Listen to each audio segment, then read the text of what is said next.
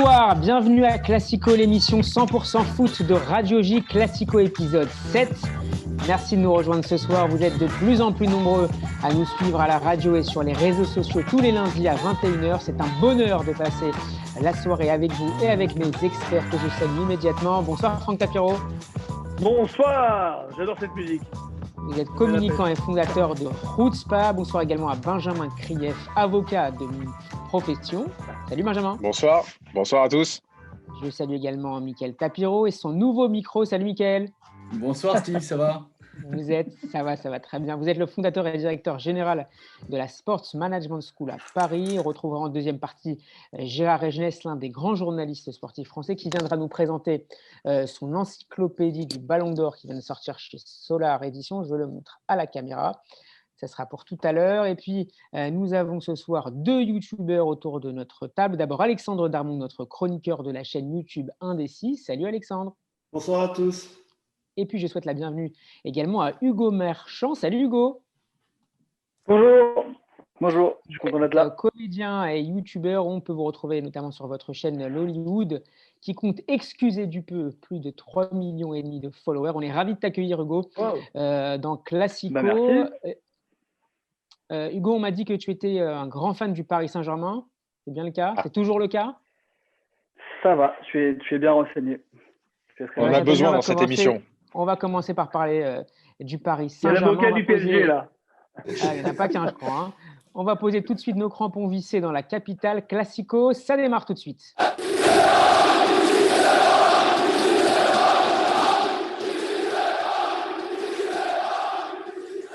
Une nouvelle semaine de Ligue des Champions se présente devant nous. Paris affrontera demain Leipzig pour la 4e journée de la phase de groupe de Ligue des Champions. Le club de la capitale occupe seulement la 3e place de son groupe avec seulement 3 points et à 3 longueurs de son adversaire du soir et de Manchester United. Les joueurs de Thomas Tuchel n'ont pas très bien préparé, à vrai dire, leur retrouvaille avec Christopher Nkunku et les siens au Parc des Princes demain. Défaite 3-2 contre Monaco vendredi dernier. Messieurs, qu'est-ce qui ne tourne pas rond en ce moment au Paris Saint-Germain ? Tout. Alex, tout. Mais là, je suis impatient de commencer l'émission depuis vendredi à la fin du match. J'avais besoin d'en parler. Mais c'est un scandale ce qui se passe avec cet entraîneur. Alors Benjamin est en train de me regarder, mais rien ne va. Moi aussi, j'ai hâte que tu finisses. J'ai hâte de pouvoir parler. Vas-y. Mais quand un entraîneur Qu'est-ce qui se passe, Alexandre ? Et quand un entraîneur te dit à la fin du match, il te dit pourquoi vous avez perdu, il te répond comme toutes les semaines, je ne sais pas ce qui s'est passé, mais il n'est pas payé des millions d'euros pour nous dire je ne sais pas ce qui s'est passé. Chaque semaine, il nous répète la même chose. Et puis bon, je ne sais pas. Alexandre, toi, tu n'es pas payé, mais tu vas nous dire qu'est-ce qui s'est passé. Vas-y. Mais non, mais rien ne va. Ah bon ?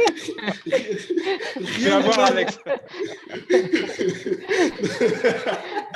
Non, mais rien ne va dans cette équipe. Rien ne va. Intrinsèquement, on a les meilleurs joueurs d'Europe et collectivement, il se passe n'importe quoi. À la mi-temps, ils rentrent, ils mènent 2-0. Alors, ils peuvent mener 3-0 si on veut, mais ils mènent 2-0, ils reviennent sur le terrain et puis ils font rien. Ils arrêtent, ils pensent qu'ils ont gagné le match, c'est terminé. Je suis en colère contre Thomas Tuchel parce que, je sais pas, il n'est pas à la hauteur. Il n'est plus à la hauteur. C'est cassé. Il s'est cassé quelque chose. Qu'est-ce qui s'est passé en deuxième mi-temps ? Les joueurs étaient déjà en train de penser au match contre Leipzig mardi ?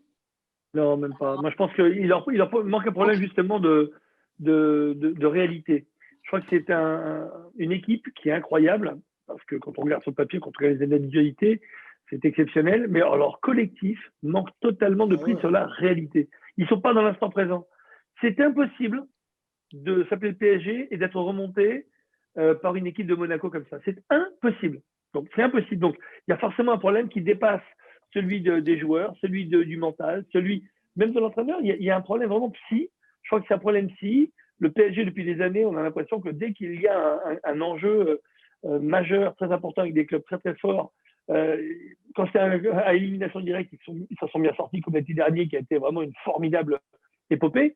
Mais les autres années, on voit bien le 4-0 et la remontada, etc. On a l'impression qu'ils regardent, on va dire, l'enjeu avec une forme de peur. Et pour l'instant, on n'a pas réussi à trouver la martingale. Et je dis une martingale parce que c'est trop facile de taper sur Tuchel. On va y revenir. Il a des responsabilités énormes. Exactement. Mais s'il était le seul responsable, ça se saurait. Tout part, encore Exactement. une fois, je le dis, je le répète, je pense que de là-haut, ça part du Qatar vers le président présumé, puisque pour moi, on est dans un pays, on est présumé innocent, hein, mais je trouve qu'on a aussi des présumés présidents. On n'a pas de présumé président au PSG. Je suis désolé, il n'y a pas de direction. Heureusement qu'il y a Jacques Leblanc et Leonardo qui font office de direction, mais on sent qu'il y a une coupure à ce moment-là. Et n'allez pas chercher plus loin. Vous pouvez mettre Alors, on va peut-être revenir sur le jeu, Franck, en cédant la parole à Hugo. Avec une stat, Hugo, seulement 48% de possession pour les Parisiens contre Monaco. C'est suffisamment rare pour le souligner. C'est rare. Après, c'est vrai que regarde, je crois que c'est Tottenham qui a gagné contre City avec seulement 38%, 37% de possession. La possession, et il y avait Guardiola devant, c'est pas exactement pareil. Et l'équipe de France est championne du monde en 2018 et championne du monde sans jamais avoir la possession contre ses adversaires. La possession, c'est quelque chose, mais comme tu dis, c'est super rare du PSG qui a bien justement s'installer. Il y a un truc, c'est que dans les vestiaires. Ah oui. Vous m'entendez? Ouais, vas-y. Pas très bien, continue. Un peu mieux là, vas-y. Pardon. Non, je disais que l'ambiance entre les joueurs, elle est indéniable. Il y a une âme dans le vestiaire. Mais là où je suis complètement d'accord avec Franck, c'est qu'en fait, il y a un gros problème de direction. Et en fait, tu peux pas transmettre quelque chose de positif à tes joueurs. L'envie de gagner. C'est juste un manque d'envie de gagner. Tu joues contre le deuxième ou le troisième de ton championnat, tu gagnes 2-0 à la mi-temps. Si tu as un petit peu envie de gagner, tu gagnes. Tu n'as pas envie de gagner parce que tu as la tête ailleurs, parce qu'il faut pas oublier que dans ce contexte de Covid, en fait, il n'y a plus d'ambiance dans les stades, il n'y a plus rien. Même nous, on se fait chier en regardant la télé. Je veux dire, il n'y a plus de ferveur nulle part. Je pense qu'il y a quelque chose qui est cassé. Et même si Tuchel, il a perdu un petit peu, il y a une atmosphère qui flotte. On n'arrive pas à savoir. Vous avez essayé de parier sur des matchs? C'est impossible de parier sur. Il se passe tout et n'importe quoi. Il n'y a plus aucune logique qui est respectée depuis des mois. Donc, pas de logique. Il y a la faute de Tourelle, mais on Tourelle, peut pas jeter justement, en la conférence de presse, à Tourelle ou à un coach. En conférence de presse cet après-midi, Tourelle a dit ce n'est pas un problème d'envie ou de motivation. Il a trouvé les solutions, ça y est. Mais parce qu'il peut pas le dire. Il peut pas. C'est aussi un problème des. Il n'a pas le droit de le dire. Tu vois, il peut pas le dire. Michael? Je pense que c'est aussi un problème d'équipe sur le terrain. Et puis, n'oublions pas une chose, c'est qu'on est à quelques jours d'un match très important de championnat, de Champions League, pardon.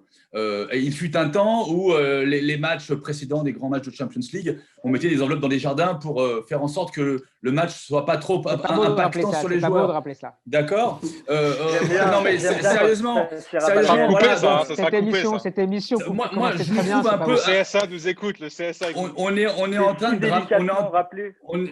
en train de dramatiser un match qui a lieu quelques jours après un match important de Champions League. Sincèrement, c'est une péripétie. On n'y pensera absolument pas au mois de juin quand le Paris Saint-Germain sera champion. Il ne faut pas dramatiser. En fait, le drame, j'ai l'impression que toutes les semaines, il y a toujours un psychodrame sur le Paris Saint-Germain et sur Giroud. D'ailleurs, Giroud sera mon coup de cœur. Mais on en reparlera tout à l'heure. On se calme et on boit frais à Saint-Tropez. Je crois que on a un match important contre les Allemands qui eux aussi ont du mal. On regarde les résultats. On voit bien que les équipes qui ont joué pendant le mois d'août ont du mal aussi. Le Bayern est à un point seulement devant Dortmund. On voit bien que la Juventus a disparu des tablettes en championnat d'Italie. On voit bien que le Barça et le Real ont complètement volatilisé par rapport à la tête du championnat espagnol. C'est pas les mêmes championnats. Exactement. Benjamin, on vous a pas encore entendu. On se calme et on boit frais à Saint-Tropez. Je la connaissais pas celle-là, mais mais écoute, ça doit être rare sur le Paris Saint-Germain, mais je suis complètement d'accord avec tout ce que vient de dire Mickaël. Je suis complètement d'accord. Je trouve qu'avec le PSG, je l'ai assez dit, mais je pense qu'on est complètement, on dramatise les choses de manière déraisonnable. Clairement, c'est pas notre meilleure période, mais exactement comme vient de le dire Mickaël, c'est vrai pour toutes les équipes, les grands d'Europe. Il l'a dit, Man U est 10e, Man City est 13e. Ils viennent de re-signer Guardiola, ils sont très contents. Il n'y a pas de crise là-bas. Donc, je pense qu'il faut aussi que nous, on accepte d'être un grand club et ça veut dire d'avoir un petit peu de recul sur ce qui se passe et de ne pas plonger tout de suite à la moindre défaite ou à la moindre match nul, dire ça y est, Tourelle ou un autre d'ailleurs, ou un autre est menacé. Et deux, pour parler un tout petit peu de terrain, il y a aussi un élément qu'on oublie, c'est qu'on s'est affaibli. On s'est affaibli. L'effectif s'est affaibli. Quand tu regardes la défense centrale du Paris Saint-Germain vendredi, on s'est affaibli. Quand tu passes d'une défense centrale avec Thiago Silva, on a eu beau le critiquer, mais c'est un super joueur, il nous manque énormément. Il nous manque aussi dans l'état d'esprit, c'est un taulier. Et le fait d'avoir Kimpembe à côté de Thiago Silva, c'est pas du tout d'avoir la même chose de Kimpembe tout seul et capitaine. Ça n'a rien à voir. Donc on s'est énormément affaibli. Et voilà. Donc Tourelle qu'on critique, il avait raison quand il a dit qu'il lui fallait un défenseur central du calibre de Thiago Silva. Mais Benjamin, il avait raison. Et je suis pas d'accord parce que tu parles de terrain et tu parles de Tourelle qui dit qu'il avait raison. Mais attends, quand on se remet en perspective, on parle de terrain. Un défenseur central. C'est un entraîneur. Mais qui a recruté Diallo? Qui recrute Diallo? C'est lui. C'est Tourelle. Qui recrute Keller? Qui recrute Thilo Keller? En défense centrale, c'est lui aussi. Donc, 2 mauvais choix, parce que franchement, Diallo n'est pas à la hauteur. Qui recrute Idrissa Gueye? Qui va chercher Idrissa Gueye? Qui nous dit qu'il nous le faut absolument. Le mec fait un bon match face au Real de Madrid. On a cru qu'on avait recruté le nouveau N'Golo Kanté, parce qu'il a été monstrueux contre le Real de Madrid. Et c'est lui aussi, j'ajoute une petite pièce dans la machine, c'est lui qui place Marquinhos en milieu de terrain plutôt qu'en défense centrale. Bah voilà. Mais ça, c'est des choix d'entraîneur, c'est des choix de terrain. C'est des choix d'entraîneur. Ça, sur cette histoire, bien sûr, mais ça, sur cette histoire de Marquinhos et Danilo, est-ce qu'on peut s'arrêter 3 secondes là-dessus? Aujourd'hui, on voit plein de coachs qui font ça. Et d'ailleurs, il y a un article très intéressant dans France Foot qui dit que Tuchel, il a déjà fait ça avant, il a déjà essayé de repositionner des joueurs, ça a marché, ça n'a pas marché. Au-delà de Tuchel. De Saï au Milan AC, il était positionné en numéro 6, c'est pas et voilà, et déjà, par ailleurs, Guardiola très régulièrement avec ses équipes. Mais bien sûr, et quand ça marche, on dit c'est un génie. Et voilà, non mais même en France, regarde Cornet, il est arrière gauche aujourd'hui, on dit que c'est super. Bounassar, il peut dire merci d'avoir été reconditionné arrière droit. Voilà, c'est pas la même chose quand tu inverses des joueurs, tu as un joueur qui est milieu de terrain, un autre qui est défenseur central, et tu le mets celui qui est milieu de terrain, défenseur central, et défenseur central, celui qui alors cet après-midi, justement, Thomas Tuchel a dit que Marquinhos jouerait défenseur central demain. Hein. Bah, bien sûr. Ah oui, il n'y en a plus. Précision. Évidemment. Il n'y en a plus, c'est normal. Il a réalisé qu'il nous fallait un vrai défenseur central avec de l'expérience et un taulier aussi dans cette zone du terrain. Parce que là, on l'a vu que contre Monaco, la défense, c'est pas possible. Kimpembe lui laissait le brassard, je l'ai déjà dit. Le brassard, tu peux pas le donner à Kimpembe, c'est pas possible. Aujourd'hui, il y a que Navas qui peut être ce capitaine, ce taulier et mener tout le monde vers la victoire, se calmer quand on prend 1 but, 2 buts, avoir cette expérience. Et Kimpembe n'a absolument pas ça. Encore une fois, Kimpembe à côté de Thiago, c'est super. Kimpembe tout seul, c'est pas possible. Mais je trouve en plus qu'un joueur comme Kimpembe, qui, n'oublions pas, est quand même en dents de scie, hein, il a rarement eu une ligne droite ascendante. Je trouve que c'est lui donner un poids négatif que lui donnait le brassard. Parce qu'il est très jeune, on lui donne à un moment, on lui demande d'accélérer sa maturité. Moi, je préfère qu'il accélère sa maturité dans le jeu, qu'il se positionne en remplaçant de Thiago Silva, plutôt qu'en remplaçant du capitaine Thiago Silva. Ça, pour moi, c'est une erreur fondamentale, je suis désolé, de Tuchel. Qu'est-ce que tu en penses, Hugo? J'adore Franck quand il parle comme ça, j'adore Franck. Bravo. Hugo, qu'est-ce que tu en penses? Est-ce que c'est une erreur d'avoir donné le brassard à Kimpembe, de lui faire porter ce poids peut-être un peu trop lourd pour lui pour l'instant, Paris Saint-Germain? Il y a un truc que Benjamin a dit. Il y a un truc que Benjamin. Même... Ah bah oui, c'est une erreur. On a un peu de mal mince, je ne sais pas ce qu'il allait dire si j'avais raison. Donnez raison, Benjamin. C'est bien. Ah merde, j'ai pas entendu. C'est dommage. Hugo, est-ce que tu nous entends? On va retrouver Hugo dans quelques instants. Il réfléchit. Vous m'entendez ou pas? Ouais, c'est mieux, c'est mieux. Ah, ça y est. C'est bon, un petit peu? Voilà, c'est mieux là. Ouais. Là, je disais que j'étais d'accord. C'est pas que j'étais pas d'accord avec Benjamin, c'est qu'il a dit une phrase. Il a dit Tuchel s'est rendu compte que c'était une connerie, mais moi je trouve que la connerie c'est de s'en rendre compte. Enfin, tu peux pas tester ça. C'est tellement une évidence.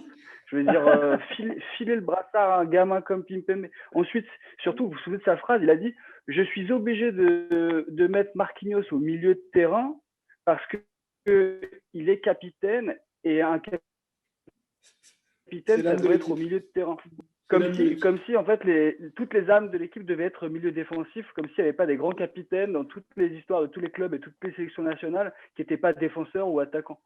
Donc, bref, voilà, j'étais bien énervé et je confirme que oui, avoir le brassard de capitaine quand on joue, on est concentré à 50% sur le brassard et 50% sur le jeu. Donc, pour Kimpembe, c'est trop tôt en défense centrale. Enfin, en tout cas, c'est trop tôt en capitaine. De nombreuses incertitudes pèsent sur l'état de forme de Kylian Mbappé, qui a effectué néanmoins un bon retour vendredi. Neymar, lui, est rentré en fin de match. Ce qui est sûr, c'est qu'Icardi sera absent demain. Verratti, lui, est incertain. Est-ce qu'elle n'est pas là aussi la clé des défaillances du PSG en ce moment? Non pas seulement le manque de motivation ou d'envie, mais ces absences répétées de certains de ces joueurs phares. Je ne sais pas si vous avez vu, pardon Franck, Michael, l'interview de Galtier qui dit exactement ça. Il dit que le PSG, on est vraiment trop dur avec eux, et notamment compte tenu des absents. Ils ont des absents, on a une infirmerie qui est incroyable. Donc évidemment qu'on n'a pas encore notre effectif à 100%. Et évidemment que ça joue. Donc dans ce type de débat, il faut évidemment le prendre en compte. Verratti, pour faire une petite parenthèse sur lui, c'est tragique, quoi. C'est un joueur génial, mais il nous manque tellement. Pareil, j'ai vu dans l'équipe de France Foot, je ne sais plus, il y avait tous les matchs clés qu'il a ratés. C'est terrible, mais c'est incroyable. Après, il faut s'interroger sur lui. Est-ce qu'il a l'hygiène de vie qui va avec? Mais ce joueur nous manque terriblement, quoi. Et puis voilà, c'est terrible ce joueur. Faut qu'il boive un peu moins. Je crois qu'il faut qu'il boive un peu moins d'alcool. Pareil, je sais pas si c'est une légende ou pas, ça. Faut qu'il parte moins à Saint-Tropez, quoi, comme dirait Franck. Michael. Mais attendez, à un moment, faut arrêter. Moi, je connais des grands joueurs qui fumaient 3 paquets par jour, comme Blanc au rugby, ou qui buvaient grave. Mais ils étaient là, ils étaient présents. Lui, malheureusement, j'ai l'impression que ça colle pas. Donc, à un moment, c'est une hygiène de vie globale, mais à un moment, quand on a ce niveau d'attente, c'est pas seulement ce niveau de jeu, c'est un génie, mais c'est ce niveau d'attente, c'est un manque.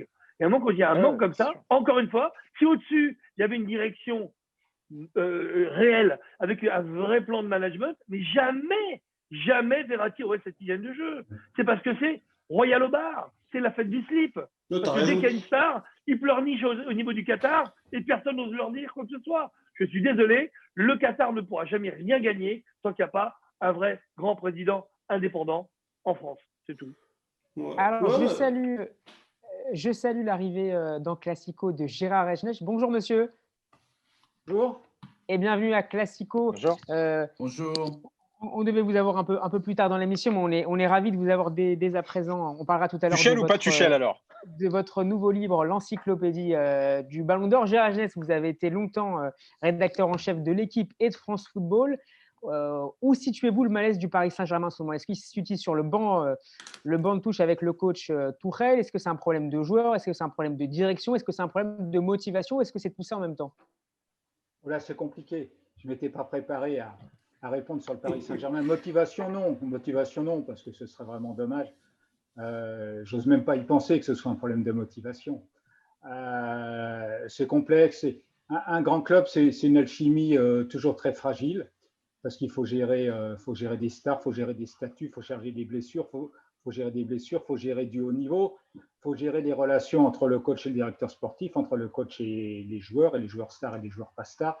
Voilà. Moi, je pense que le problème du PSG, c'est un problème de personnalité. Voilà. Oui, on peut se poser les questions sur l'entraîneur, non pas sur ses capacités d'entraîneur, sur ses capacités à être l'entraîneur du Paris Saint-Germain. Il faut toujours bien séparer les capacités d'un entraîneur et l'adaptation d'un entraîneur à un grand club. C'est quelque chose de très différent. Pour Tuchel, c'est la première fois en fait qu'il a s'occupé d'un club de cette importance. Dortmund, c'était quand même pas tout à fait ce niveau d'exigence. Et voilà, la marche était peut-être un peu trop haute. Oui, la marche est un peu trop haute. C'est-à-dire, à partir du moment où on ne veut pas composer, on s'expose. Quand on veut imposer ses idées à tout prix, on meurt avec. C'est pas grave puisqu'on le sait à l'avance. J'adore. On a beaucoup parlé ces derniers jours des discussions en vue de la prolongation de Neymar et de Kylian Mbappé. Les deux sont sous contrat jusqu'en 2022. Autrement dit, en juin, ils seront à 1 an de la fin de leur contrat respectif. Pour rappel, Neymar percevrait au Paris Saint-Germain 30 millions d'euros net par an. Mbappé, 11 millions cette saison et un peu plus visiblement l'an prochain. Il est question que l'attaquant tricolore voit sa fiche de paye rattraper celle de son compatriote brésilien en cas de prolongation, voire la dépasser. Est-ce que la direction du PSG doit, selon vous, mettre le paquet pour conserver ces deux joueurs? Non. Bien sûr. Ah non, Benjamin, non. Bien sûr, alors, indispensable. On a un débat. Benjamin Alexandre. Complètement. Moi, je pense que ce sont les deux têtes d'affiche de notre équipe. Au-delà de notre équipe, c'est les deux têtes d'affiche du projet Paris Saint-Germain. Aujourd'hui, tu as deux joueurs exceptionnels hors normes au niveau européen, au niveau mondial. On a la chance de les avoir les deux dans la même équipe. Il faut faire absolument tout ce qui est possible pour les renouveler. Et je ne m'arrêterai pas là. tu ne peux pas te contenter uniquement de les renouveler eux deux. Il faut absolument construire une équipe beaucoup plus solide autour d'eux. Et d'ailleurs, c'est ce qu'ils attendent eux aussi. Ils ne veulent pas uniquement être signés tous les deux et repartir avec le même effectif. On a besoin de construire de grands joueurs autour d'eux.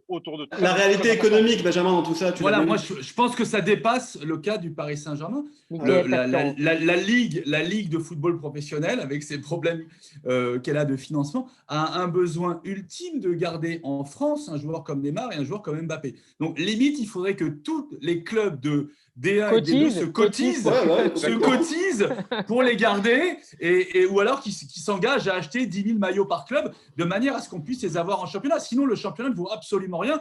Déjà, avec le Garcimore de Mediapro, on s'est retrouvé planté. J'ose même pas imaginer la valeur réelle du championnat de France si jamais on n'avait pas ces deux joueurs. Alexandre, tu n'étais pas d'accord avec Benjamin. Non, mais on parle de projet tout à l'heure. Benjamin disait qu'il fallait les garder à tout prix, mais pour une seule et bonne raison. Imaginons, admettons, comme dirait Bigard, que les deux partent. Alors on les vend, un au Real, l'autre je ne sais pas où. Catastrophe. Par qui on va les remplacer?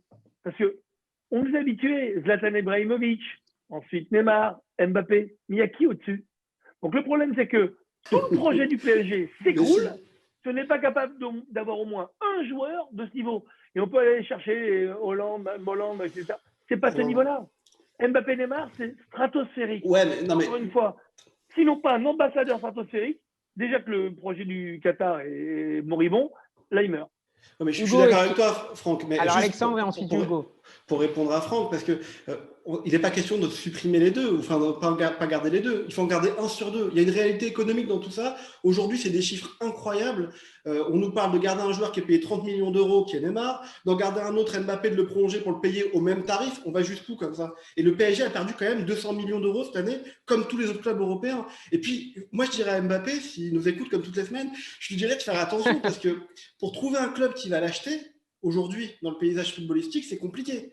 Hein, parce que ça c'est pas les 120 millions d'euros du Real qui vont la Juventus, ils ont plus d'argent, mais le Real, ils peuvent pas mettre plus de 120 millions d'euros, le Real. City, effectivement. Il n'y a que City qui peut les acheter. Il ne veut pas aller à City, ça c'est sûr. Mais non, voilà, le Real, c'est mort, Barcelone, c'est mort. Qu'est-ce que tu en penses? Est-ce qu'il faut privilégier Mbappé plutôt que Neymar pour la saison prochaine? Mbappé. Moi, c'est que mon avis, mais si c'était moi, en fait, je vendrais Mbappé parce que c'est beaucoup de coûts. Avec Mbappé, tu le vends, tu te reconstruis une vraie équipe. Je me souviens de Coutinho quand il est parti de Liverpool. Ouais. Liverpool a commencé à tout gagner parce qu'ils avaient tout misé sur un mec. Quand il est parti, ça a complètement en fait libéré les joueurs. Ils ont enfin joué en équipe. Il y a eu un vrai déclic et c'est devenu une équipe de dingue qui a gagné la Ligue des Champions, qui a gagné le championnat. Voilà. Et Mbappé, je suis désolé, mais moi évidemment je l'adore, on l'adore tous en tant que supporter parisien, mais s'il y a un mec qui a des envies d'ailleurs, tu es obligé de le laisser partir. Sinon quoi, t'as une espèce de poids mort qui pèse plein de thunes, qui marque des buts, mais franchement… il a marqué ce week-end, c'est 98e et 99e. Mais c'est l'avenir du foot mondial. Quoi. On a le 4e meilleur buteur du club. C'est aussi notre crédibilité au niveau européen. Quoi. Si on est un grand club européen, on le garde et on montre à tout le monde. On est un grand club qui marque Gérard Agenès, est-ce que ce ne serait pas un signe de décroissance pour le Paris Saint-Germain de perdre sa future star? Non, mais j'écoute là tout ce que vous dites, c'est vraiment intéressant. Alors, vous dites que le projet du PSG, c'est de garder Neymar et Mbappé, ça je conçois bien. Maintenant, posons-nous la question, c'est quoi le projet de Neymar quand il se lève chaque matin, à votre avis? C'est le meilleur joueur du monde. C'est son entraînement, c'est sa soirée, c'est quoi? C'est quoi ce projet d'Mbappé quand il se réveille chaque matin? C'est quoi son projet Mbappé? C'est des joueurs qui ont des stats individuelles. Alors après, je vous pose une autre question. Quel est le champion d'Europe actuel? Le Bayern. Bayern Munich. Avant, c'est Liverpool. Est-ce qu'ils ont Neymar et Mbappé? Non, et puis surtout, je vais vous dire, monsieur, ils mettront jamais les prix. Le Bayern ne va jamais mettre 250 millions sur Mbappé. Jamais. Non, le Bayern. Maximum, c'est justement. Justement, c'est ça qui est intéressant. Ce que je veux vous dire, c'est qu'il n'y a pas besoin de Neymar et Mbappé pour gagner la Ligue des Champions. C'est plus complexe que ça. Je suis d'accord avec ça. Sinon, ce serait trop simple. Et Manchester City, sinon, ils auraient été champions d'Europe 5 fois de suite. Ils l'ont pas été une seule fois. C'est pas ça. Le problème, c'est quel est le projet de Neymar quand il se lève chaque matin. Voilà, est-ce que c'est le foot ou est-ce que c'est pas le foot? Voilà, ben, je ne sais pas, moi j'ai ma réponse. Mais est-ce qu'on peut faire ce procès, Gérard Egenès, à Mbappé, qui a une hygiène de vie visiblement beaucoup plus c'est stricte? autre chose. Quel est son projet chaque matin? Ses statistiques ou son équipe? Vous voyez, ça c'est une question importante. Alors évidemment, J'ai une on est dans le réponse pour vous, subconscient, moi. dans l'inconscient, mais voilà, c'est pour ça, dire le PSG ne sera jamais champion d'Europe s'il n'a pas Neymar et Mbappé, c'est évidemment une erreur. C'est évidemment une erreur. Il le sera peut-être avec eux, il le sera peut-être sans eux. Bien sûr. Alors, bien sûr. j'ai une réponse pour vous. Moi, je suis totalement d'accord avec vous. Quand je disais tout à l'heure, le projet du Qatar, c'est le projet global qui inclut la Coupe d'Europe. Mais je suis complètement d'accord qu'on peut gagner la Coupe d'Europe sans eux. Ben, bien sûr. Pour Mbappé, je veux dire, connaissant un petit peu le bonhomme, il vivrait extrêmement mal, mais comme un échec redoutable, peut-être le plus grand échec de sa carrière très jeune, s'il s'en va du PSG sans lui avoir fait gagner de titre européen. Oui, c'est vrai. Ouais. Il le dit, il le pense sincèrement. Et la vraie sincérité d'Mbappé, elle est là. C'est un tel winner qui s'est dit, je vais aller au PSG pour le rendre champion d'Europe.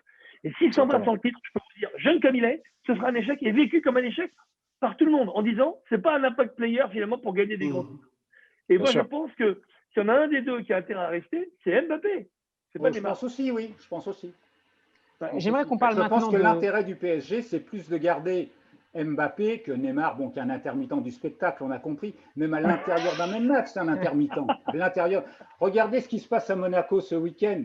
Il rentre en deuxième mi-temps. Moi, je lis les journaux, j'ai pas vu le match. On dit inexistant, il a posé son temps, essayer de faire des petits ponts. Finalement, l'équipe s'affaiblit quand il rentre et elle perd. Alors, vous voyez, on peut toujours regarder Neymar, mais quel était son projet ce jour-là à Monaco? J'en sais rien, moi, quel était son projet à Neymar. Je comprends bien le projet du Qatar et du PSG, en revanche. Mais peut-être qu'au Qatar, ils ont le droit aussi de se dire qu'il faut éventuellement partir dans une autre direction. Le problème étant qu'aujourd'hui, effectivement, il n'y a aucun grand club qui peut mettre le prix de Neymar et Mbappé. Il n'y en a pas. Il n'y en a pas. Vous parliez du Qatar. Mais c'est quoi l'autre direction? Barcelone, c'est fini. C'est-à-dire qu'ils vont les vendre à perte. Qu'est-ce que ça serait? Benjamin, qu'est-ce que ça serait l'autre direction? Ce serait de recruter un super médecin. C'est de recruter un super médecin parce que quand on voit notre infirmerie, je suis désolé, mais je suis d'accord, je suis parfaitement d'accord avec Gérard parce que le meilleur match qu'on ait pu faire l'an dernier, on l'a fait sans Neymar et sans Mbappé et on l'a fait au mois de novembre dernier. D'accord? Encore une fois, match de poule. Donc on est capable. En demi-finale contre Leipzig, on fait un bon match. Regardons clairement les équipes qui gagnent la Champions League. Les équipes qui gagnent la Champions League, bon, ce sont des équipes collectifs, ce sont des vraies équipes. Quand on regarde la composition de Liverpool ou quand on regarde la composition du Bayern ou quand on regardait la composition du Real, il y avait certes quelques stars, mais c'était d'abord un effectif compact, un effectif avec des postes bien déterminés. Voilà. Si aujourd'hui déjà on arrive à régler la quadrature du cercle avec la défense centrale, le milieu de terrain qu'on n'arrive pas à régler parce qu'effectivement on a un banc qui est surchargé d'un point de vue d'infirmerie, on verra bien, mais c'est vrai que c'est une gageure. Mais l'émission avance et j'aimerais qu'on parle de Lille maintenant. Les joueurs de Christophe Galtier se sont régalés hier soir face à Lorient, 4-0 avec un grand… Oui, d'accord, mais c'était quand même 4-0 avec un grand Yazici à la manœuvre et le premier but du Canadien Jonathan David. Alors, je dois vous dire que je suis assez heureux puisque dis-le sur mon petit gazon qui m'a coûté 50 millions d'euros. Je crois qu'Hugo est aussi un grand aficionado de ce jeu. Les Lillois sont deuxième avec 22 points à 2 points du Paris Saint-Germain. Est-ce que Lille peut viser un peu plus que la deuxième place? Hugo? Oui. Bah, ça dépend quand arrive la troisième vague. D'où l'intérêt d'un médecin. Voilà, c'est tout. Non, moi, ce que j'aime bien, ça fait plaisir d'avoir des équipes comme ça qui rayonnent collectivement. Et bon, on n'est pas à l'abri qu'il y a un moment, ils se crachent et puis ils perdent et qu'ils perdent confiance en eux surtout. Mais ça fait du bien. Maintenant, j'ai beaucoup de mal à imaginer Paris qui perd le championnat face à Lille. Voilà, c'est tout. Mais ils ont recruté des petites pépites, ils ont recruté intelligemment. Il y a une espèce de vrai projet et donc ça fait du bien quoi. Puis c'est ça qui vont au moins aller en Ligue des Champions l'année prochaine. Hugo a raison, ouais. C'est ça qu'il faut souligner quand on parle de Lille, c'est le projet, quoi. Là, c'est un vrai club, c'est exemplaire leur gestion en fait. Tous les ans, ils arrivent à récupérer des joueurs, à en former. Ils font du trading de joueurs qui est vraiment impressionnant. Je voyais Milan, là, il y a le petit Léao qu'ils ont vendu encore je ne sais pas combien l'année dernière. Osimhen, enfin l'année d'avant, Osimhen l'année dernière. C'est un club qui arrive chaque année à recruter et à vendre Ils ont intelligemment. recruté cette année Botman, qui est assez formidable en défense. Et les 2 joueurs turcs qu'ils ont été chercher, mais bravo à eux. Yilmaz bravo. Mais c'est l'année pour. Hein. C'est l'année pour faire plus que simple dauphin. Je pense vraiment que c'est l'année pour. Et il y a quand même un mec dans tout ça, c'est Campos, qui est le directeur sportif qui va chercher ces joueurs-là, qui va s'en aller, qui est déjà parti d'ailleurs, je ne sais pas. Mais en tout cas, c'est l'année pour. S'ils veulent faire plus que numéro 2, ils peuvent être champions cette année. Parce que Paris n'est pas très fort. Plus que numéro 2, oui. Non, mais attendez, Monaco l'a fait. Ça, c'est la question de Steve, mais plus que numéro 2. Non, déjà numéro 2, ce serait super pour Lille. Non, mais bien sûr, mais Monaco l'a fait. Et puis, je pense qu'il y a un truc en plus aussi à Lille, c'est le coach. Je suis très attaché au coach, vous le savez. Ouais, t'as raison. Et le coach, on parlait des joueurs, la motivation et tout. Quand tu vois ce que fait ce coach Galtier à Lille, quand il prend ce joueur Renato Sanchez, qui se plante partout où il va, dans tous les clubs en Europe, et il arrive à Lille, d'ailleurs tout le monde se dit qu'est-ce qu'il vient faire là, dans cette histoire, il nous prend Renato Sanchez et il en fait cette pépite, il la ressort. Moi, je dis qu'il y a quelque chose à faire à Lille, c'est-à-dire dans ce club. Ils sont sûrs de leur jeu. Quand on les voit jouer hier, ils sont là, ils aiment jouer ensemble, ils sont plaisants. Alors, c'est Lorient, soit, mais ils sont plaisants à avoir joué sur un terrain. Moi, je pense qu'ils peuvent faire mieux. C'est pas sûr, mais ils peuvent, si c'est la question. Non, mais il y a de l'intelligence. On l'a dit tout à l'heure, il y a un mot qui ressort, c'est de l'intelligence. Et cette intelligence, elle est verticale. C'est-à-dire qu'elle part du sommet, du projet de jeu, jusque sur le terrain. Et voilà ce qui manque au PSG aujourd'hui. On parlait tout à l'heure de comparaison. Ce qui manque, c'est cette intelligence-là. Je suis sûr qu'il y a des gens brillants au PSG, et j'en connais quelques-uns, notamment Jean-Claude Blanc, etc. Et d'autres. Mais il y a une forme de rupture dans la verticalité. Alors que Lille, on parle d'un projet, mais le projet, il est partagé du président au remplaçant. Et ça, je suis désolé, mais ça se voit. Jouer contre Lorient, on dit parce que c'est l'accessible. Mais c'est souvent très, très difficile de jouer contre une équipe qui a pas de répondant. Donc, au contraire, ça veut dire qu'il très bien, quel que soit l'adversaire, qu'il soit de bon niveau ou pas, s'ils arrivent à imposer leur style de jeu, leur intelligence, et l'intelligence, c'est peut-être ce qui résume le mieux Lille. Je trouve que, d'abord, c'est vachement bien d'avoir un challenger comme ça pour Paris. Ouais. Et ça va peut-être même donner des ailes à d'autres. Messieurs, c'est l'heure de vos tops et flops du week-end. Vous avez 15 secondes chacun pour me dire ce qui vous a fait vibrer ce week-end en Ligue 1 et ce qui vous a donné envie de zapper sur le film de TF1. Gérard Jeunesse, vous avez la parole. Il m'a fait vibrer en Ligue 1 cette semaine. Oui, non, mais là, vous venez de parler de Lille. Alors, oui, je dirais Lille, même si, bon, Lille, le problème, c'est le court-termisme, quoi. C'est-à-dire que l'équipe qu'ils ont cette année, ils le remplit l'année prochaine. C'est exactement le contraire d'un grand projet pour avoir de l'ambition, parce qu'on peut se planter très facilement, quoi, d'une année sur l'autre. On peut tomber sur une bonne cuvée comme sur une mauvaise cuvée. Cette année, c'est bien, donc Lille, c'est bien. Mais le week-end d'avant, ils ont perdu à Brest. Alors, ça, c'était la vérité. Ça, faut le voir sur le long terme. Après, le flop, c'est évidemment PSG, mais en même temps, c'est aussi pour ça qu'on aime ce club. Parce qu'il est capable de montrer deux visages tellement différents d'une mi-temps à l'autre que c'en est risible. Benjamin ? Ouais, écoute, mon flop, c'est. Je ne sais plus qui disait ça en introduction, mais c'est le dimanche soir de mettre téléfoot, de voir un stade vide, de voir Lille contre Lorient, enfin l'affiche, parce que le match a finalement été bien. Franchement, ça devient quand même compliqué, quoi. On en a marre, on veut du stade, on veut des chants et on veut des matchs sur Canal+. Et le top, c'est Montpellier. On n'en parle jamais de Montpellier. Andy Delors, qui est un super joueur. Et voilà, je pense qu'on ne parle pas assez de Montpellier, qui est 4e quand même au classement. Et voilà, ça, c'est un club sur lequel on mériterait de s'arrêter quelques minutes parce qu'il y a un projet qui se dessine depuis plusieurs années et leur titre de champion. Pareil, ils arrivent à retrouver des joueurs à chaque fois, à vendre intelligemment. Et c'est vraiment un chouette club. Michael, Alex et Franck. Oui, alors moi, je voudrais revenir sur le Giroud bashing. C'est vrai qu'on a. Alors attends, parce que tu confonds. On l'avait le dit. Giroud bashing, c'est pour ton coup de cœur, c'est à la fin. Mais il n'est pas encore en Ligue 1, Olivier Giroud. Puis attends, on parle du week-end. Hein. Ouais, attends. donc on n'en parle pas, c'est ça ? On en reparlera tout à l'heure. Mais en Ligue 1, qu'est-ce qui t'a particulièrement intéressé ? Si tant est quelque chose t'a intéressé. Non, ouais, franchement, la Ligue 1 aujourd'hui, c'est un produit de substitution. On regarde, on s'ennuie. Mais ce n'est pas tellement à cause des joueurs, les pauvres. Je crois que le Covid a tout changé. On se retrouve avec une ambiance un peu pourrie, des stades vides. Voilà, c'est un peu plat. On a hâte que ça revienne avec un minimum de supporters parce que sincèrement, c'est difficile. Hugo ? Moi, j'ai Ripard en top, ce qui m'a fait gagner à mon petit gazon. Voilà, ça fait plaisir. Et, non, Tu l'avais payé cher? Non, pas du tout. Tu sais, j'avais tapé que Ça fait encore plus de bien. Donc, ouais, c'est clair, j'avais dû le payer genre 12 ou 13 millions. Et non, en plus, à la base, en plus, j'avais dit de l'or et son doublé de la tête, parce que je trouve que le mec, il est en feu en ce moment. Et dans les flops, moi, voilà, c'est un peu facile de parler de lui et tout, mais j'en peux plus de ce goal. C'est Lopez. J'ai toujours joué numéro 9, et franchement, des gardiens kamikazes, j'en ai vu, et c'est horrible parce qu'il y a toujours la protection gardien. Tu peux rien lui dire à ce goal-là. Tu peux rien lui dire, il met les coudes, les genoux, les trucs, tu te fais taper sur la gueule. Donc j'avoue, je supporte pas les goals comme ça, mais c'est personnel. Donc voilà. Juste une petite remarque. J'ai vérifié tout à l'heure, et dans les règles, malheureusement, dans les règles du foot, ce que fait Lopez est autorisé. Je sais, il est avocat. Je sais que c'est terrible. Il est avocat, il est très très intelligent, il connaît bien les règles. Il connaît très très bien les règles. Ah, voilà. Dupond-Moretti connaît bien les règles aussi. Puis Absolument. Il faut les traduire. Voilà. C'est choquant en perception, mais malheureusement. Moi, le flop, en fait, c'est pas tant la défaite du PSG, c'est cette mauvaise habitude de remontada. On en a eu l'horreur.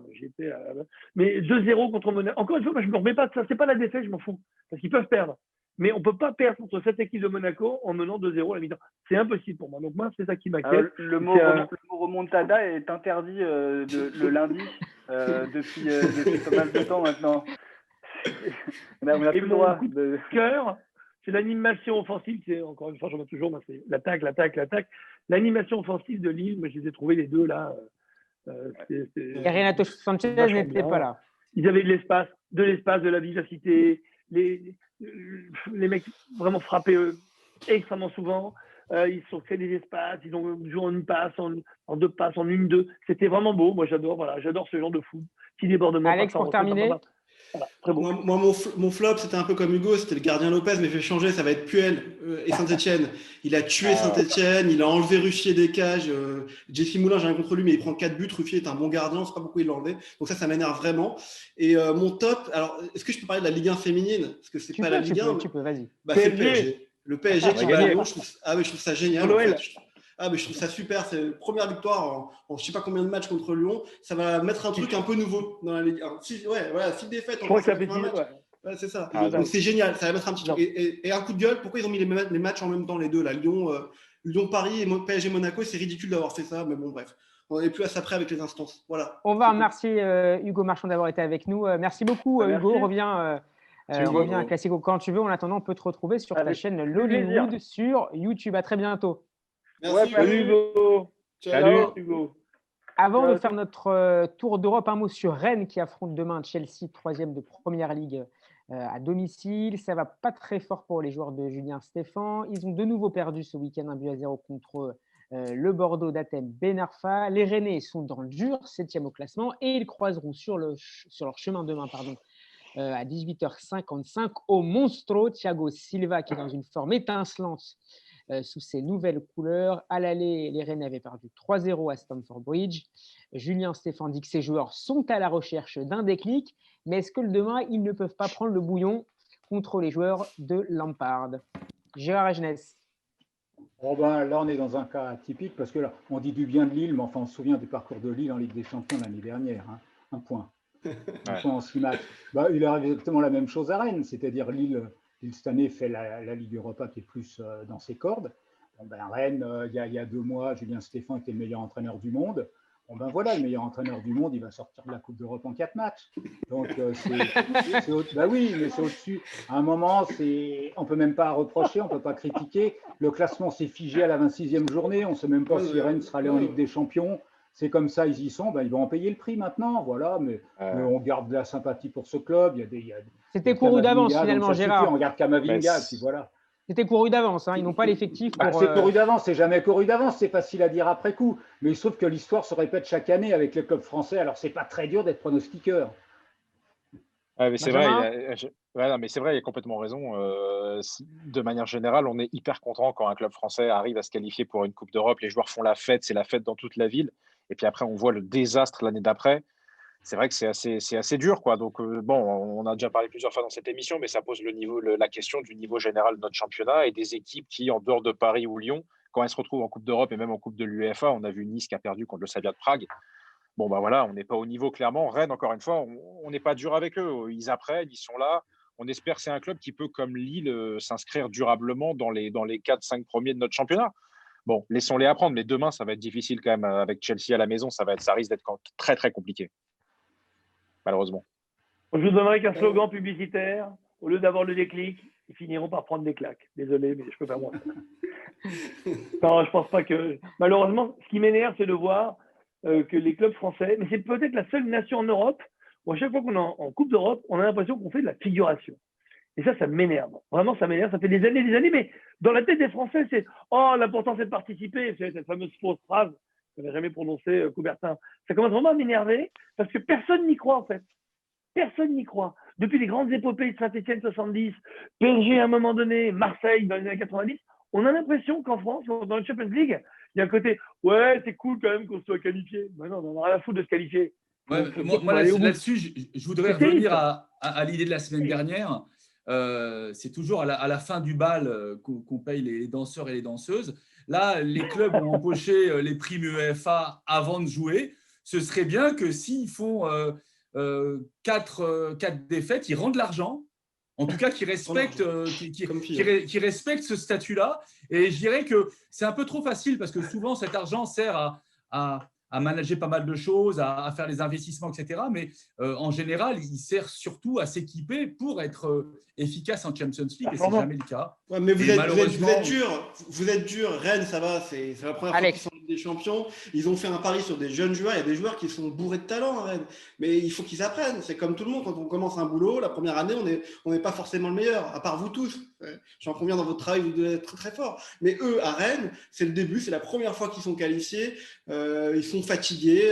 Quand on les voit jouer contre Bordeaux vendredi soir, bon, bah oui, c'est pas très joli à voir. Mais bon, il y a des joueurs comme Doku, comme Kamavinga, on en a parlé, même le gardien, on leur prend leur gardien qui part à Chelsea en début de saison. Donc, t'enlèves quand même un joueur important de l'équipe. Attends, on leur prend, Alex, tu peux pas dire on leur prend. Mais on leur vend, c'est des choix. D'accord. Non, mais ce que je veux dire, c'est que c'est un gardien qui s'en va, Mendy, c'est un super gardien. Doku. Tout le monde nous parle de Doku. Il est pas bon. C'est le seul qui fait quelque chose. Peut-être un peu de temps. Alors, peut-être que ça a été une erreur de vendre Rafinha, par exemple. Oui, mais Nyang, il est où Nyang? Où est Nyang? C'est aussi le problème des clubs français, c'est qu'on a tendance à trop vendre nos joueurs trop vite aussi et à pas les garder. Saint-Etienne, c'est ce qui s'est passé. On parle de Saint-Etienne tout à l'heure. Fofana qui est vendu alors qu'il est super bon et qu'il est quand même la stabilité de l'équipe à Saint-Etienne. Bah, c'est pareil. Effectivement, Rafinha, il fallait peut-être pas le vendre. C'est vrai. Encore un mot sur Chelsea. Franck Lampard a déclaré tout à l'heure qu'il souhaitait qu'Olivier Giroud reste. Je sais que c'est un sujet qui tient particulièrement à cœur. Pour Mickaël, c'est pas forcément la tendance. Est-ce que Giroud doit suivre l'avis de Didier Deschamps qui lui avait conseillé de préparer ses valises ou croire en cette, j'allais pas dire cette promesse, mais en tout cas cette parole de Franck Lampard de tout à l'heure? Mickaël, et ensuite Gérard. C'est clair qu'il a tout intérêt à aller gagner du temps de jeu dans un club et pourquoi pas revenir vers la Ligue 1, ça ce serait génial. Maintenant, je suis convaincu que Lampard est totalement sincère. Giroud dans un club est très important. On l'a vu l'an dernier en deuxième partie de championnat où il a marqué beaucoup, il a joué beaucoup en pivot, il a fait gagner l'équipe. Donc et puis en plus, j'ai l'impression que c'est le prolongement de la chatte à Deschamps. J'ai l'impression que où qu'il aille, il se débrouille quand même plutôt pas mal. Alors je crois que c'est un porte-bonheur ce mec-là. Enfin, on en reparlera tout à l'heure, hein, mais c'est vrai que c'est quelqu'un qui se fait casser. Il a plus de 100 sélections, il a je ne sais pas combien de buts. C'est le deuxième meilleur buteur français. Lampard a raison. Je pense qu'il est sincère. Maintenant, vous inquiétez pas, Deschamps fera la part des choses. Si effectivement il ne fait pas 70% des matchs, je pense qu'il sera quand même dans le wagon. Gérard Agenès, qu'est-ce que vous en pensez? Alors, qu'est-ce que j'en pense? Je pense que Chelsea ne peut pas s'autoriser à jouer avec Giroud et l'équipe de France peut se l'autoriser. Voilà. Parce que voilà, quelque part, ça ne rendrait pas service et ailleurs, ce n'est pas une nuisance. Donc, ce n'est pas grave. On peut être champion du monde avec Giroud, on l'a vu, non? Bon, alors c'est bon. Oui, ça. Après, Arsène Wenger ne le faisait plus jouer, Franck Lampard ne le fait pas jouer. Il y a bien des raisons quand même. Eux, c'est leur métier, sont des grands entraîneurs. Moi, je ne sais pas. Moi, je ne vis pas au jour le jour dans les clubs où sont Giroud, en équipe de France. C'est très difficile, mais on se dit quand même, si des grands entraîneurs comme ça soit lui ont retiré, comme Wenger, ou lui accordent pas leur confiance, alors qu'ils les voient tous les jours à l'entraînement en permanence, il y a quand même des raisons. Ils ne sont pas fous quand même, ces gars-là. Si Giroud devait être titulaire, il serait titulaire. Je ne sais pas, il me semble. Bien sûr. L'équipe de France, c'est autre chose. L'équipe de France, elle joue à 10. De toute façon, elle sera encore championne du monde. Donc, ce n'est pas grave, on peut mettre Giroud.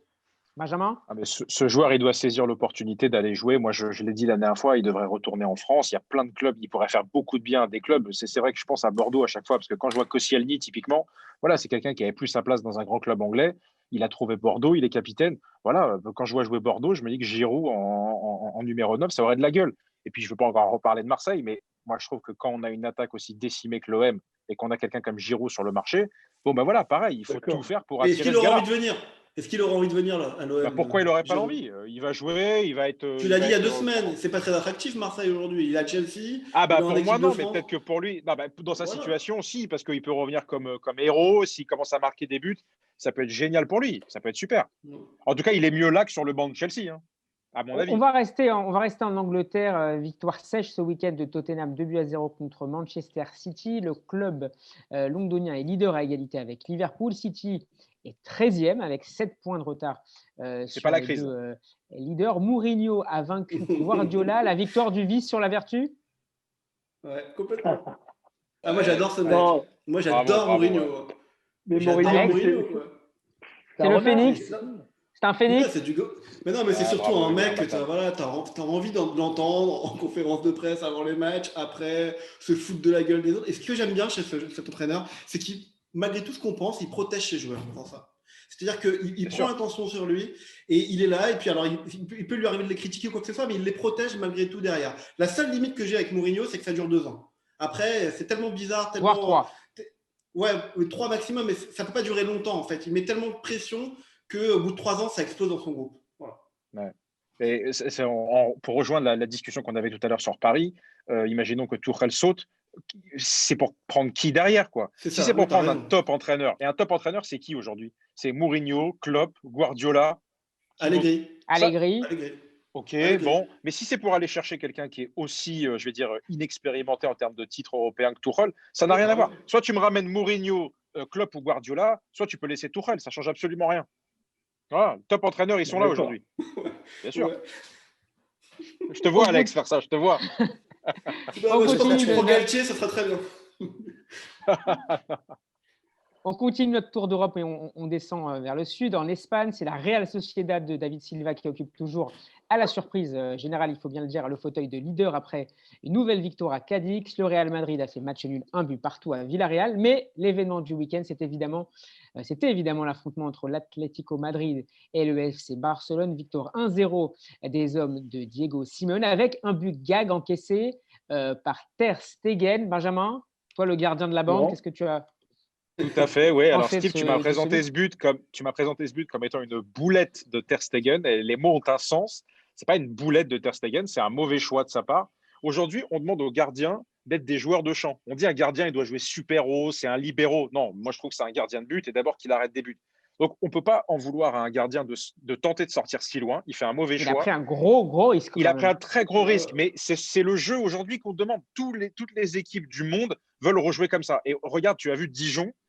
Regarde Ratchiopi, quoi. Le mec, oui, tu m'en as parlé tout le week-end. Parce que ça m'insupporte. Aujourd'hui, tout le monde veut faire du Guardiola. Tout le monde veut relancer propre. Tout le monde veut jouer super haut avec le gardien aussi. Les gars, quand tu es de Chelsea, quand tu n'es pas de Chelsea, quand tu es Dijon, tu n'essayes pas de dribbler pour relancer court. Tu balances en touche et c'est tout. Voilà, point final. Non, mais moi, je suis pas d'accord sur Ter Stegen. C'était mon coup de gueule. Ouais, mais je suis désolé. Ter Stegen, ça s'est joué vraiment à rien. Il réussit ce coup-là. Et on est tous là en train de dire c'est le geste du week-end. Donc à un moment, bravo Franck, c'est un choix technique. Risque. Oui, on demande des prises de risque à ce niveau-là. Exactement. Je suis désolé, à ce niveau-là, s'il n'y a pas de prise de risque, il n'y a pas de spectacle. Il n'y a pas de spectacle, il n'y a pas de football. Donc ce que fait Ter Stegen, il l'a réussi. On est tous en train de se dire, ça y est, il y a un mec qui a réinventé le nouveau poste de gardien, c'est le deuxième libéro. Exactement. Et on est tous en train d'en parler avec des trémolos dans la voix. Donc moi, je ne suis pas d'accord. J'aimerais que Ter Stegen le refasse et le réussisse. Comme ça, on aura cette discussion ensemble. Alors, le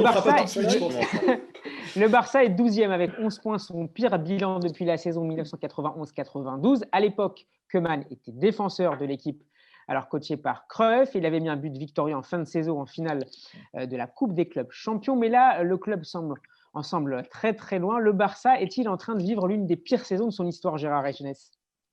Oui, alors là, on parle de Ter Stegen, c'est très intéressant parce qu'effectivement, oui, je suis d'accord, c'est pas une boulette, c'est une sortie ratée. Mais Barcelone a pris un but. Bon, certes, c'était contre l'Atlético Madrid, qu'on ne prend pas beaucoup. Mais il y a 2 ans, 3 ans ou 4 ans, si Barcelone avait pris un but et ce but-là, il aurait forcément gagné. S'il n'avait pris qu'un but, il aurait forcément gagné. Le problème de Barcelone, c'est pas Ter Stegen, c'est Messi. Messi, d'ailleurs, qui est le héros de l'encyclopédie du Ballon d'Or. On n'en parle pas beaucoup, mais j'en parle parce que Messi a accepté d'en rédiger la préface. On va en parler dans quelques secondes. Oui, non, mais il n'y a pas de problème. Non, mais je ne dis pas ça pour ça. Je dis simplement parce que ça me fait penser à Messi. Le problème de Barcelone, c'est Messi. Enfin, vous voyez bien que Messi, il a arrêté de jouer. Il est en train de faire payer. Il est en train de faire payer à ses dirigeants ce qu'ils lui ont imposé l'été dernier et sans doute toute la saison dernière.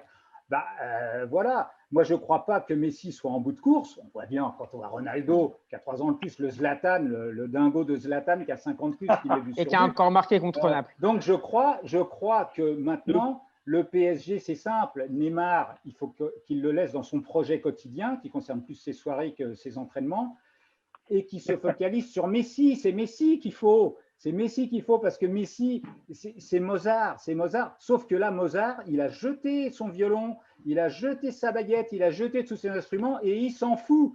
Il s'en fout. Il est content de voir son club couler. Alors, les bévues de Ter Stegen, on s'en fout aussi. Ça compte pas. Donc, voilà. Et le Barça, là aussi, va mourir momentanément par où il a péché. C'est-à-dire que quand on a une star comme Messi, on la cajole tout le temps. On va écouter justement une partition du Mozart du football et on parlera juste après du Ballon d'Or. Le coup franc de Messi. Et oui, qu'est-ce que vous voulez dire? D'accord, vas-y, dis-moi maintenant que les autres. Omar Da Fonseca au commentaire d'un match de Barcelone. On parle, je vous le disais tout à l'heure, en cette fin de Classico, du dernier livre de Gérard Regès, un magnifique livre qui a pris beaucoup de plaisir à découvrir, l'encyclopédie du Ballon d'Or, avec une préface de Lionel Messi, justement. C'est édité chez Solar. Alors, je disais, Gérard Regès, vous avez une grande carrière dans le journalisme sportif, vous avez été rédacteur en chef de l'Équipe, et de France Football. Alors, c'est un voyage dans la galaxie des joueurs sacrés que vous nous proposez, de Messi à Platini, en passant par Cristiano Ronaldo et Cruyff. De tous les lauréats, lequel vous a le plus impressionné? Alors, plus impressionné. Les grands anciens disaient que Di Stefano, ça dépassait tout, et même certains disaient qu'il était plus fort que Pelé. J'en suis pas persuadé. J'ai vu jouer Pelé, Di Stefano, je ne l'ai pas vu assez jouer. Moi, le joueur qui m'a le plus marqué, c'est Johan Cruyff. Parce que Johan Cruyff, c'est ma jeunesse, je dirais. Surtout, Johan Cruyff, c'est le symbole d'une époque. C'est l'émergence de la liberté. Et j'ai l'âge d'avoir fait mes 68, vous imaginez. Et c'est l'accès à la liberté. Et Cruyff, on sent d'ailleurs beaucoup d'admiration dans votre texte sur Cruyff. On sent d'ailleurs beaucoup d'admiration dans votre texte sur Cruyff. Bien sûr, parce que c'est un révolutionnaire. C'est quelqu'un qui a bouleversé l'histoire d'une certaine façon, mais qui est vraiment très symbolique de l'époque, qui est l'accès aux libertés. Nous, les jeunes, on souffrait de ça. Imaginez, c'était le général de Gaulle qui était président de la République. À quoi ça nous renvoie? On n'était pas tout à fait dans le même monde. Il y a eu mai 68, et en 68, qui a le Ballon d'Or? C'est Georges Best. Georges Best, c'est pareil, c'est les Beatles. C'est la musique, c'est la chanson. Cruyff, c'est des chaussures ailées. Il avait, c'était le grand vent, c'était les grands espaces, c'était la révolution dans le football total.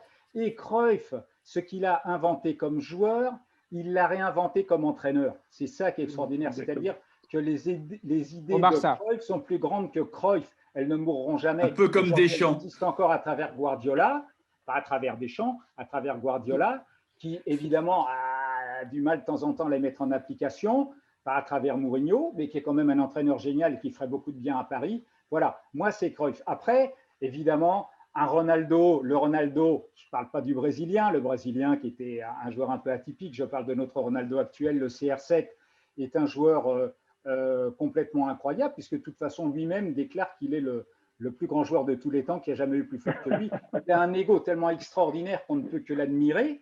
Ce Ronaldo, c'est le contraire de Messi, qui a un ballon d'or de plus. Ils ont 11 ballons d'or à eux deux. Alors évidemment, c'est plus que Platini, mais Platini, c'est une autre époque. Mais c'est vrai que c'était une époque où le foot n'était pas internationalisé comme maintenant. C'était l'époque où Pelé, Maradona n'avaient pas le droit d'avoir le ballon d'or parce qu'ils ne jouaient pas en Europe, ils n'étaient pas européens.